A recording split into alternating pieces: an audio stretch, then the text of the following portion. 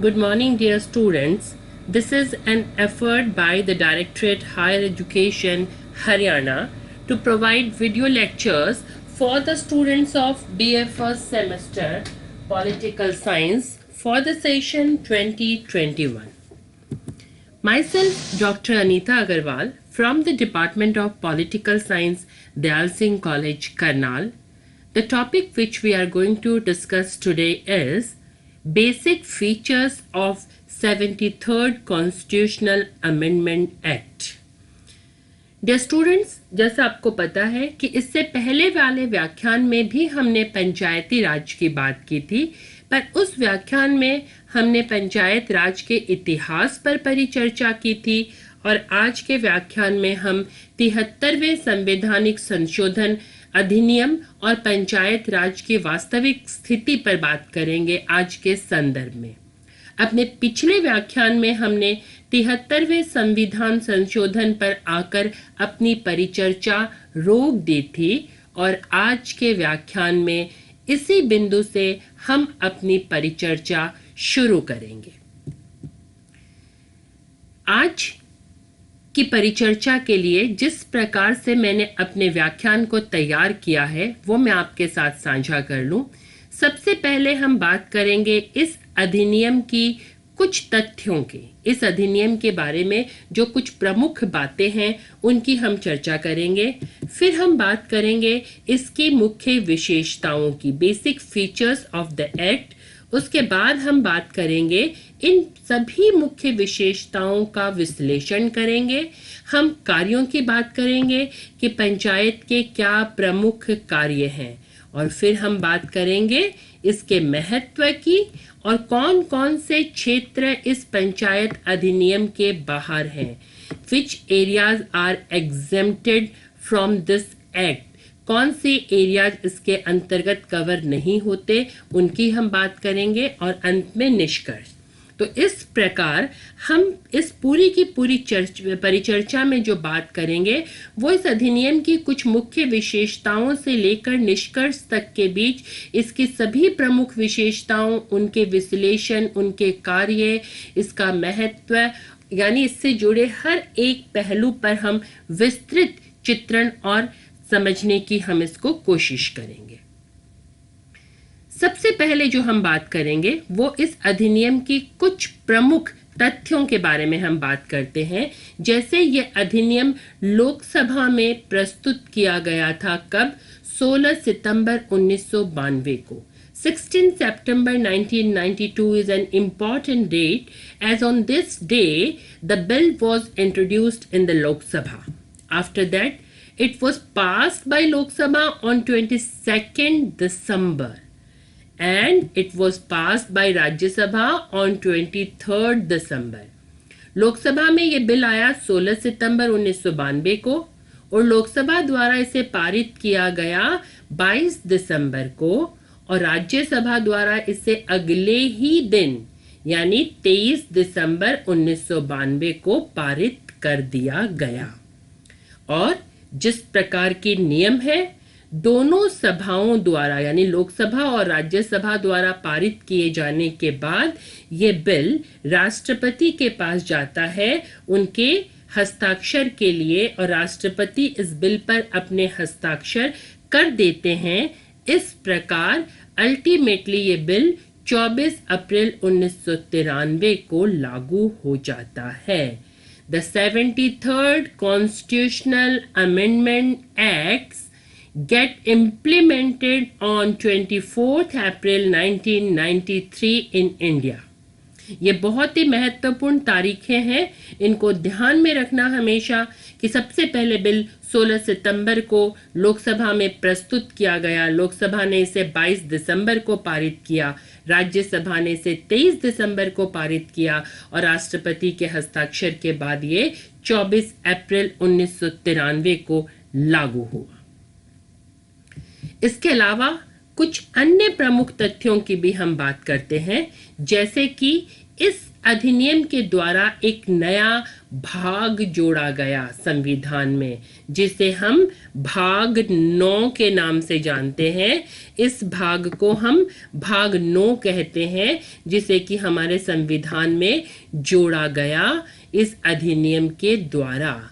इस भाग 9 को एक टाइटल दिया गया, एक शीर्षक दिया गया, जिसका शीर्षक था पंचायत। इसके अलावा इसमें कौन कौन से अनुच्छेद जुड़े?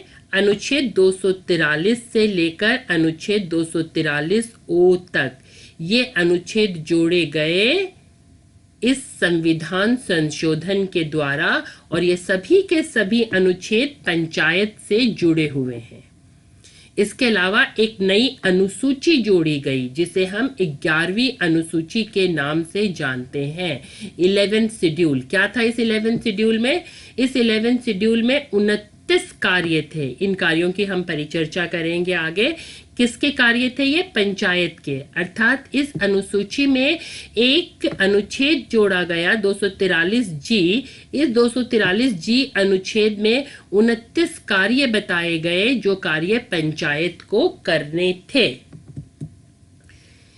अर्थात इस पूरे के पूरे संशोधन अधिनियम में पंचायत से जुड़ी हर एक विषय पर बहुत ही विस्तृत चर्चा हुई। एक नया अध्याय जुड़ा, एक नया भाग जुड़ा, एक नई अनुसूची जुड़ी, कई नए अनुच्छेद जुड़े, और इस प्रकार पंचायत को एक पूरा संवैधानिक मान्यता प्राप्त हुई। अब हम बात करेंगे कि इस संवैधानिक संशोधन की क्या प्रमुख विशेषताएं थी। पहली विशेषता, इसे संवैधानिक मान्यता प्राप्त हुई। दूसरी विशेषता, इस अधिनियम में ग्राम सभा को परिभाषित किया गया। तीसरी विशेषता, इसके अंतर्गत त्रिस्तरीय स्थानीय स्वशासन की स्थापना हुई। अर्थात 3 स्तर पर पंचायतों की स्थापना हुई। वो कौन से स्तर हैं, क्या हैं, इसके बारे में हम आगे विस्तृत से चर्चा करेंगे। यहाँ पंचायत के प्रत्यक्ष चुनाव की बात हुई। अध्यक्ष को कैसे पद से हटाया जाना है, उसकी चर्चा हुई। पंचायत को भी परिभाषित किया गया और अलग अलग समूहों को प्रतिनिधित्व देने की बात हुई। इसके अलावा अन्य विशेषताएं थी सीटों के आरक्षण से संबंधित, जैसे अनुसूचित जाति और जनजातियों के लिए, महिलाओं के लिए वो क्या प्रावधान थे, उसके बारे में हम आगे विस्तृत रूप से चर्चा करेंगे। इसके अलावा इसके कार्यकाल के बारे में भी चर्चा हुई कि इसका कार्यकाल कितने वर्षों का होगा, और पंचायत के कार्यों, जिसके भी हमने बात की थी अनुच्छेद 243 जी के अंतर्गत 29 कार्यों की, वही यहाँ पर परिचर्चा होगी। और फिर राज्य चुनाव आयोग, जिसके अंतर्गत पंचायतों के चुनाव किए जाएंगे, और एक वित्तीय कमीशन स्थापित करने की बात, एक फाइनेंशियल कमीशन स्थापित करने की बात, वित्त आयोग स्थापित करने की बात, जो इन पंचायतों के वित्त संबंधी आवश्यकताओं की देखरेख करेगी। और ये भी कि पंचायतों के चुनाव संबंधित जो भी मामले होंगे, वो मामले न्यायालय की परिधि से बाहर होंगे। तो ये सारी प्रमुख विशेषताएं थी। इसके अलावा अब हम बात करेंगे कि एक एक विशेषता के बारे में हम चर्चा करेंगे। जैसे कि पहली विशेषता थी कि पंचायतों को संवैधानिक मान्यता मिली। कैसे मिली? 73वां संविधान संशोधन अधिनियम आया। इस अधिनियम के द्वारा संविधान में एक नया भाग जोड़ा गया, भाग 9, और एक नई अनुसूची जोड़ी गई, अनुसूची 11। इस भाग और इस अनुसूची में पंचायत के अधिकारों, पंचायत के कर्तव्यों, पंचायत के कार्य प्रणाली, पंचायत का कार्यकाल, सबके बारे में बहुत विस्तृत रूप से चर्चा थी। अर्थात इस अधिनियम के द्वारा पंचायतों को संवैधानिक मान्यता प्राप्त हो गई, और पंचायत जो है वो संविधान का एक महत्वपूर्ण हिस्सा बन गई। ये बहुत ही महत्वपूर्ण बात है जो समझने योग्य है। इसके अलावा अब हम बात करेंगे अगले बिंदु की। वो अगला बिंदु क्या है ग्राम सभा बहुत ही महत्वपूर्ण है। ये पंचायत के संदर्भ में ग्राम सभा की बात, ये क्या है? एक गांव के सभी मतदाता, all voters of a village, क्या करेंगे? वो सभी मतदाता वो राज्य के कानून के अंतर्गत कार्य करेंगे और ये सभी मतदाताएं ग्राम सभा का हिस्सा होंगे।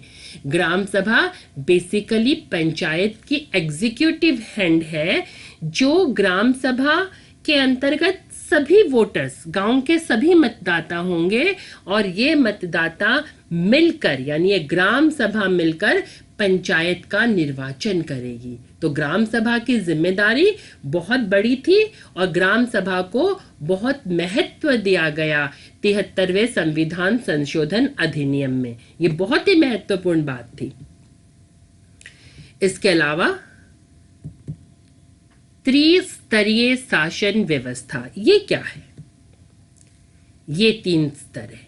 सबसे निम्न स्तर पर गांव पंचायत, ब्लॉक स्तर पर पंचायत समिति और जिला स्तर पर जिला परिषद। इस प्रकार ये तीनों संस्थाएं कार्य करेंगी। यहाँ भी एक प्रावधान है कि जिन राज्यों की जनसंख्या 20 लाख से कम है वहां पंचायत समिति की आवश्यकता नहीं है।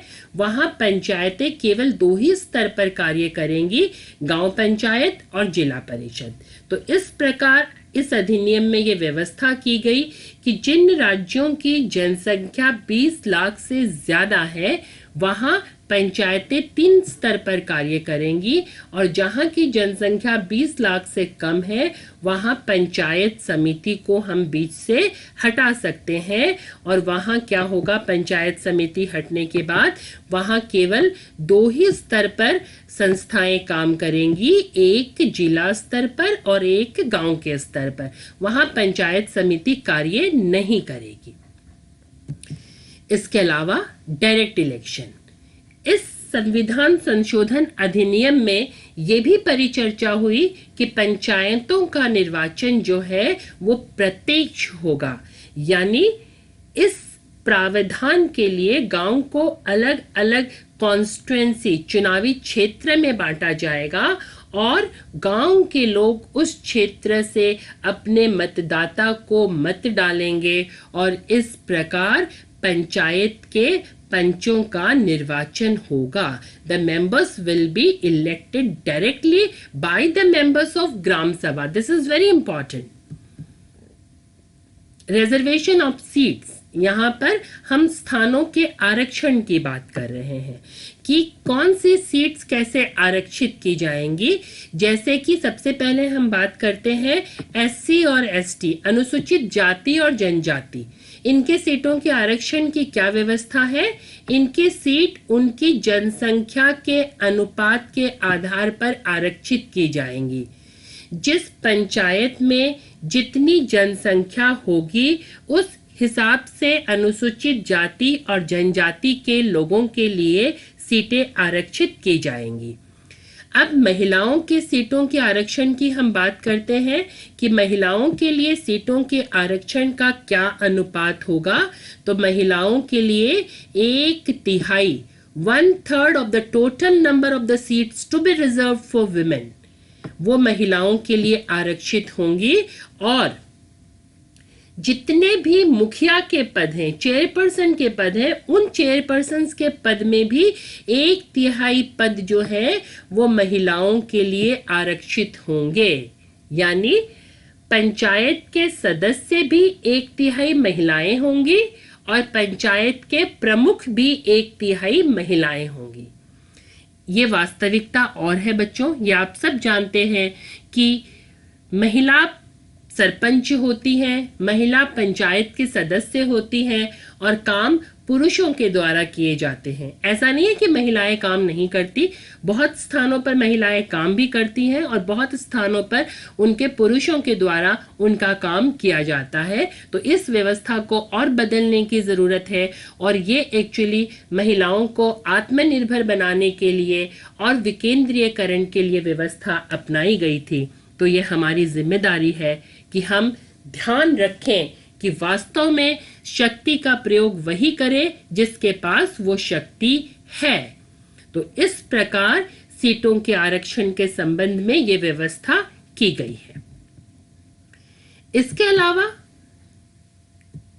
जैसे कि अभी मैंने बताया, उसी चीज को अलग ढंग से समझाने का प्रयास किया है कि अनुसूचित जाति और जनजातियों के लिए सीटों का रिजर्वेशन कैसे होगा, उनके पॉपुलेशन के आधार पर, अर्थात उनकी जनसंख्या के आधार पर। सपोज कीजिए किसी गांव में अगर अनुसूचित जाति या जनजाति की जनसंख्या बड़ी संख्या में है तो उसी आधार पर उनके लिए उस पंचायत में सीटों का भी आरक्षण होगा। महिलाओं के लिए ऐसी कोई प्रावधान नहीं है, उनके लिए 1/3 सीटें सुनिश्चित की गई हैं कि उनकी जनसंख्या तो लगभग आधी है, परंतु उनके लिए सीटें जो है वो 1/3 ही आरक्षित होगी। और यही नहीं, महिलाओं के लिए जो चेयरपर्सन की सीटें हैं वो भी 1/3 सीटें आरक्षित होंगी। इसके अलावा कार्यकाल की अगर बात करें तो पंचायतों का कार्यकाल 5 वर्षों का निर्धारित किया गया है कि पंचायतों का कार्यकाल 5 वर्षों का होगा और यह कार्यकाल पंचायत की पहली बैठक की तिथि से आरंभ होगा।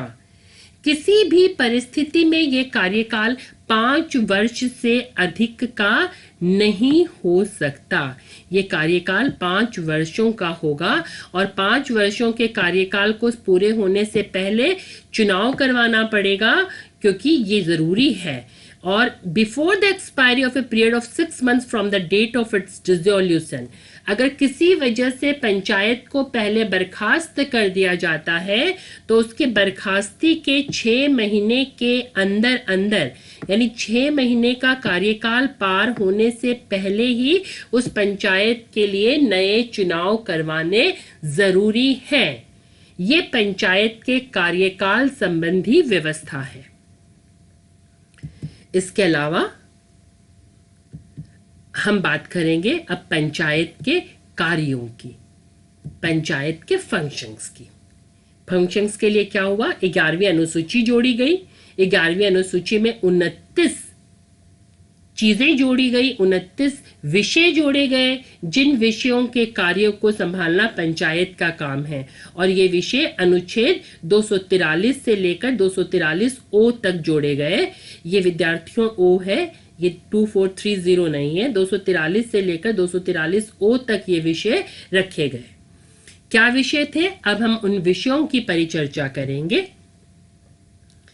जैसे functions of panchayat, agriculture including agricultural extension, कृषि संबंधी कार्यों को देखने की जिम्मेदारी पंचायतों को दी गई। भूमि सुधार की व्यवस्था देखने की भी जिम्मेदारी पंचायतों को दी गई। भूमि संरक्षण, सोयल कंजर्वेशन, भूमि संरक्षण की भी जिम्मेदारी पंचायतों को दी गई। इसके अलावा सिंचाई व्यवस्था, छोटे स्तर की सिंचाई व्यवस्था, पानी की व्यवस्था, इस प्रकार की जो जिम्मेदारी है वो भी पंचायतों को दी गई।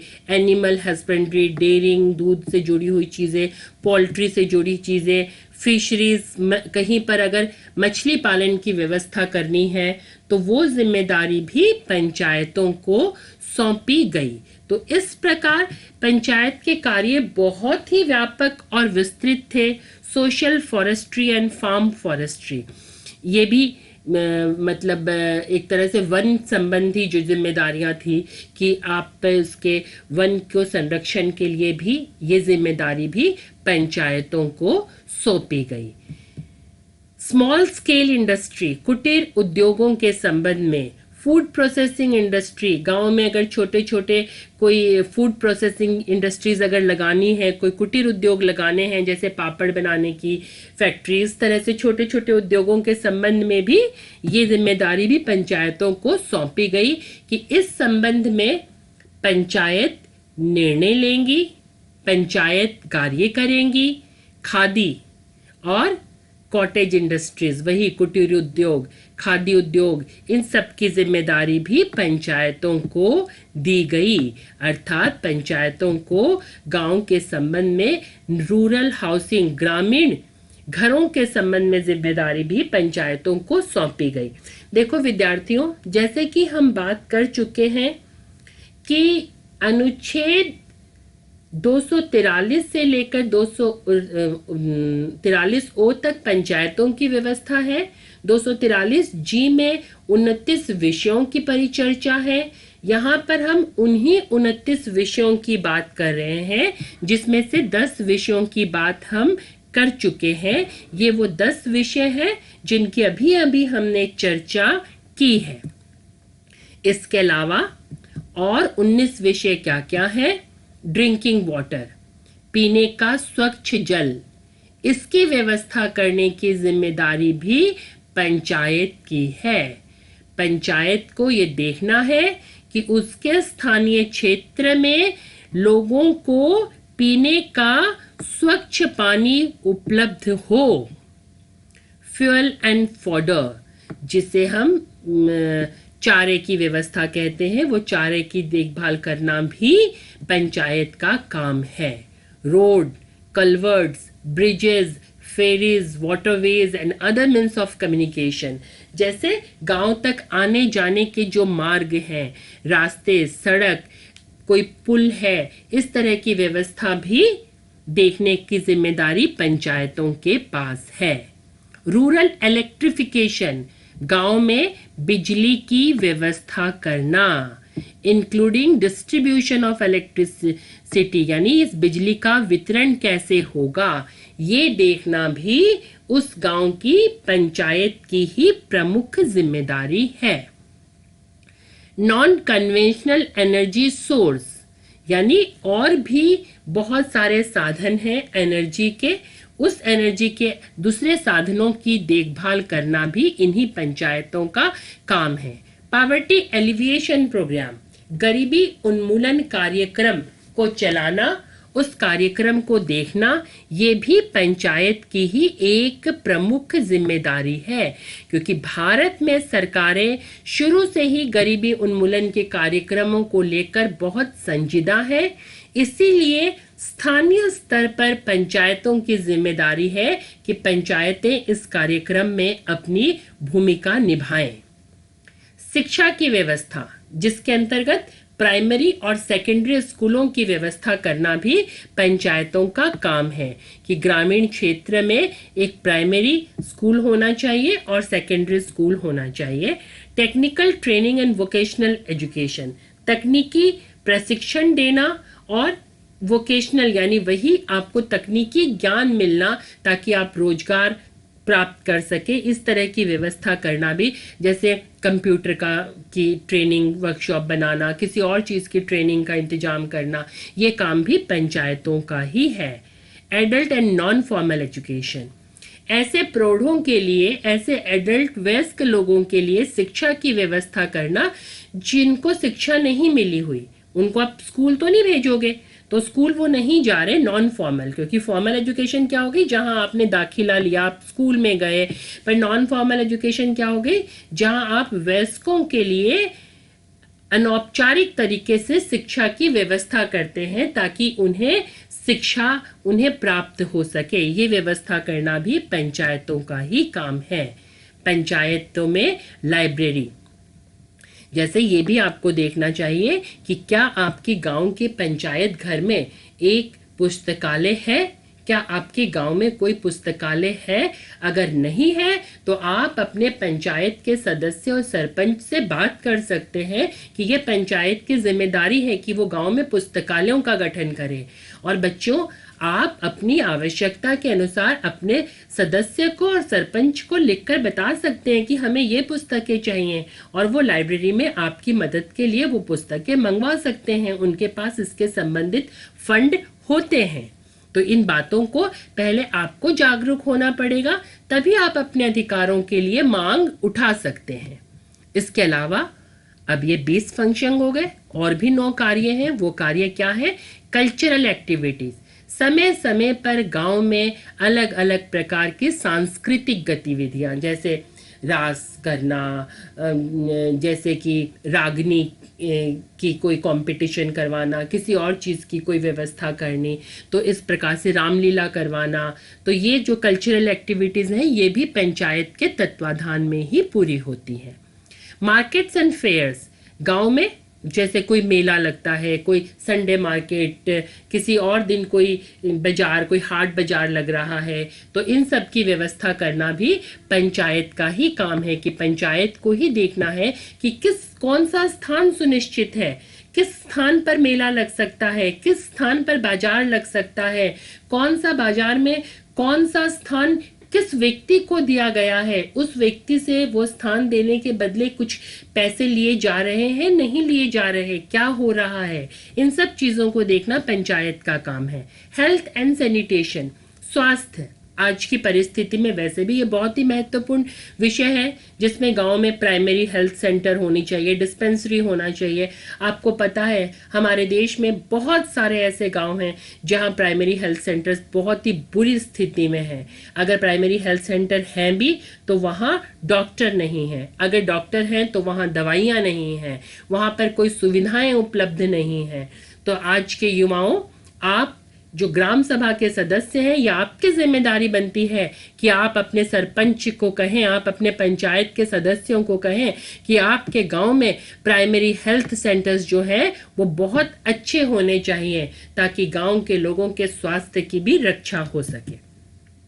Family welfare, women and child development के लिए कार्य होना, सोशल वेलफेयर, जिसमें गांव में अगर कोई हैंडीकैप्ड व्यक्ति है, कोई मेंटली रिटार्डेड व्यक्ति है, तो उनकी मदद के लिए कोई विशेष प्रकार की सुविधा होना, इन चीज़ों के बारे में भी देखना ग्राम पंचायत की ही जिम्मेदारी है।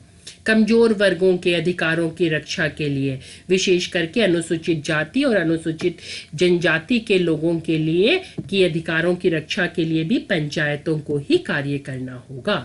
पब्लिक डिस्ट्रीब्यूशन सिस्टम, जिसमें हम कहते हैं वितरण की व्यवस्था, जैसे अनाज मिलता है, तेल मिलता है, इन सारी चीज़ों को देखने की जिम्मेदारी भी पंचायतों की ही होती है।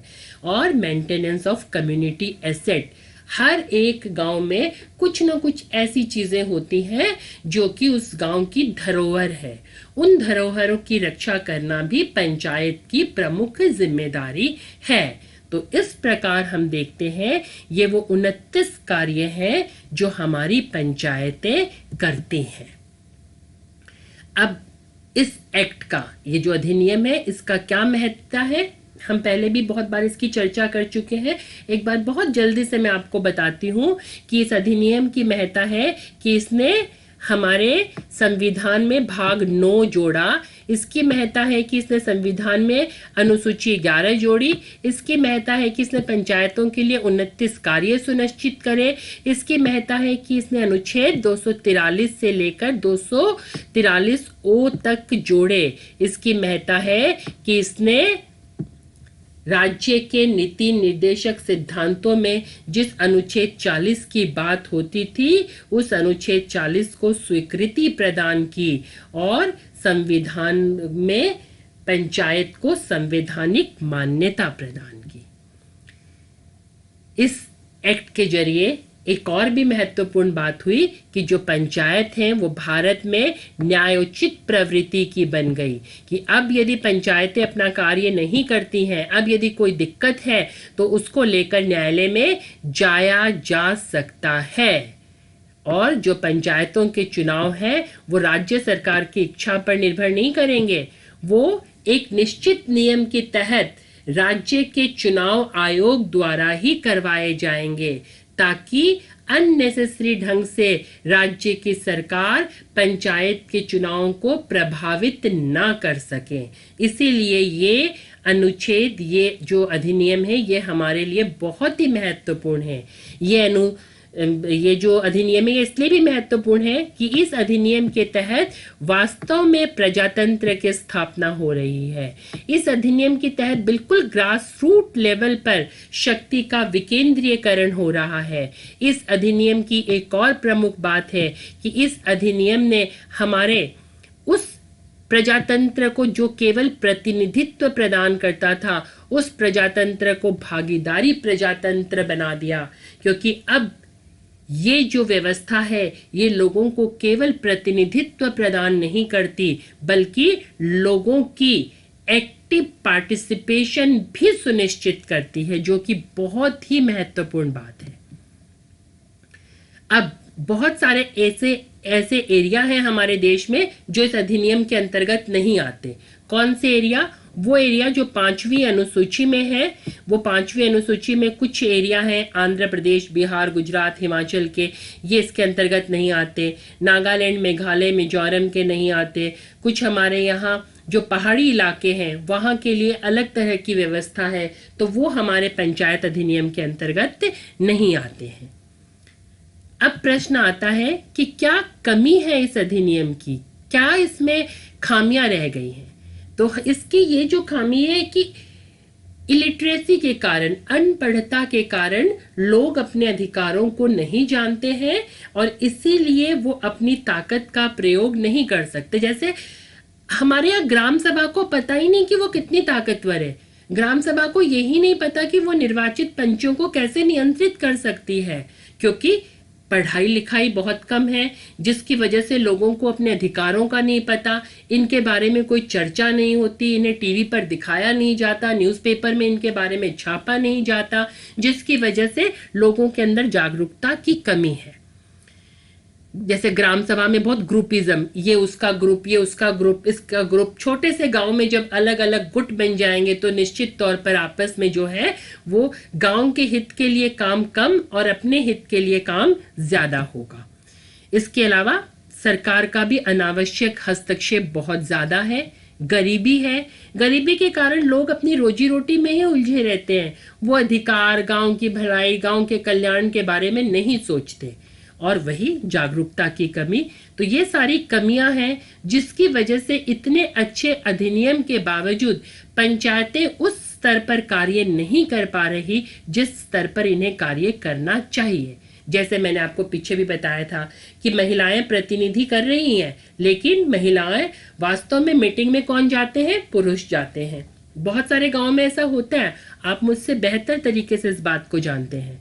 और पैसों की तो कमी है ही, अभी भी पैसों की उतनी व्यवस्था नहीं है पंचायतों के पास जितनी होनी चाहिए। तो ये सारी कमियां हैं हमारी इस व्यवस्था की। पर इन कमियों की सिर्फ बात करने से काम नहीं चलेगा, हमें देखना होगा हम कैसे इन कमियों को दूर कर सकते हैं।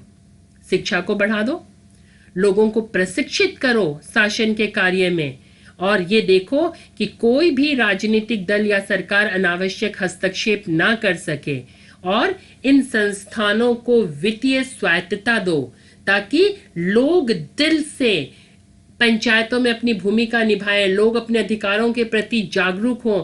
और अगर हर एक पंचायत सुचारू रूप से अपना कार्य करने लगे तो भारत को एक उन्नत राष्ट्र बनने में कोई समय नहीं लगेगा।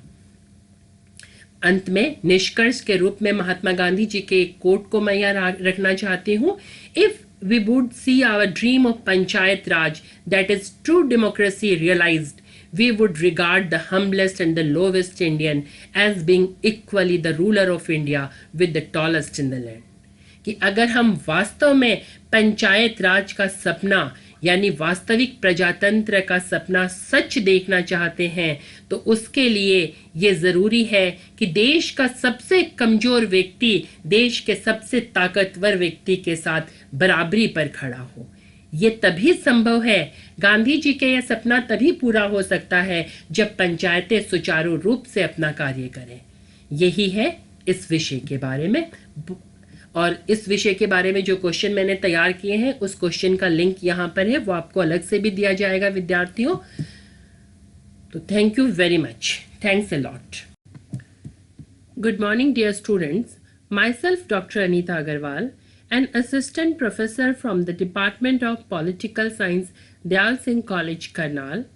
आज हम जिस विषय के प्रश्नों की परिचर्चा करेंगे वो विषय है पंचायती राज संस्थाएं और 73वां संवैधानिक संशोधन अधिनियम। बच्चों, इस विषय को हमने 2 व्याख्यानों में पूरा किया, परंतु प्रश्नों के लिहाज से हम इसे आज के व्याख्यान में ही पूरा करेंगे क्योंकि दोनों ही व्याख्यानों के प्रश्न जुड़े हुए हैं। जो महत्वपूर्ण प्रश्नों की आज हम परिचर्चा करेंगे वो इस प्रकार होंगे, परंतु उससे पहले एक बात बताना जरूरी है कि ये प्रश्न दो प्रवृत्ति के हैं, शॉर्ट क्वेश्चंस और लॉन्ग क्वेश्चंस। शॉर्ट क्वेश्चंस का अर्थ उन प्रश्नों से है जिनका जवाब एक शब्द या एक वाक्य में दिया जा सकता है, और लॉन्ग क्वेश्चंस अर्थात वो प्रश्न जिनका जवाब बहुत विस्तृत रूप से देना होता है। अब हम शॉर्ट क्वेश्चंस की बात करते हैं, जैसे कौन सा संवैधानिक संशोधन अधिनियम पंचायत राज से जुड़ा हुआ है, जैसा आप सब जानते हैं 73वां। दूसरा कि संविधान में 73वें संविधान संशोधन द्वारा कौन सा भाग जोड़ा गया, किसे भारत में स्थानीय स्वशासन का जनक कहा जाता है, भारत में स्वतंत्रता के बाद पहली पंचायत की स्थापना कहाँ हुई थी, और 73वें संवैधानिक संशोधन अधिनियम द्वारा पंचायतों को कितने कार्य दिए गए हैं। ये कुछ शॉर्ट क्वेश्चंस के स्वरूप हैं। अब हम बड़े प्रश्नों की बात करेंगे, लॉन्ग क्वेश्चंस की, जैसे कि 73वें संवैधानिक संशोधन अधिनियम पर एक आलोचनात्मक समीक्षा लिखें। अर्थात इस प्रश्न में आपको 73वें संविधान संशोधन की पृष्ठभूमि की बात भी करनी है, उसकी विशेषताओं की भी और उसकी आलोचनाओं की भी। दूसरा प्रश्न, पंचायतों के ऐतिहासिक उत्थान पर प्रकाश डालें। ये पहले व्याख्यान से जुड़ा हुआ है, जिसमें हमने पंचायतों के विकास की बात की थी कि कैसे प्राचीन भारत से लेकर आधुनिक समय तक हमारी पंचायत राज संस्थाएं विकसित हुई हैं। तो इस पर वही परिचर्चा आपको करनी है। यही थे कुछ प्रश्न जो मैं आपके साथ बांटना चाहती थी। आपका बहुत बहुत धन्यवाद। Thank you.